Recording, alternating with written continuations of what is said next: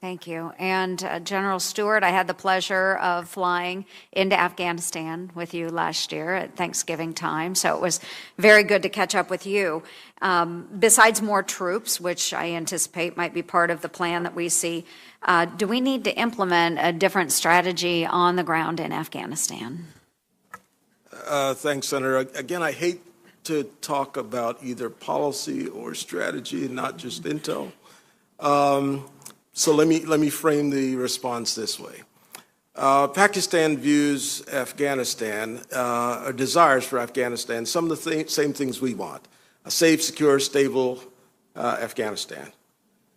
One addition: one that does not have heavy Indian influence in Afghanistan. Mm-hmm.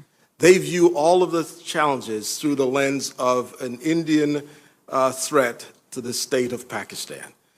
So they hold in reserve terrorist organizations. We define terrorist organizations. They hold them in reserve so that if Afghanistan leans towards India, they will no longer be supportive of an idea of a stable and secure Afghanistan that could undermine Pakistan interests.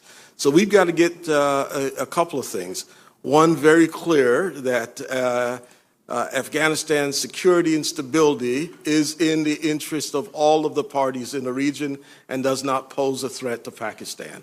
We've got to convince Pakistan that if they're harboring any of the Haqqani network members, that it is not in their interest to continue to host the Haqqani network, that we ought to be working together to go after those 20 terrorist organizations that undermine not just Afghanistan, not just Pakistan, but all of the region. And so we've got to make sure we're pushing them to do more against the Haqqani network. They separate the Taliban from the Pashtun. They want a Pashtun-dominated Afghanistan. So we got to get the conversation going again with Pakistan about their role in not harboring any of these terrorists, helping to stabilize Afghanistan, and I think maybe we'll have some progress. They also have some influence in bringing the parties to the table. So we got to get them to think about reconciliation, that the status quo is not in their best interest. Mm-hmm.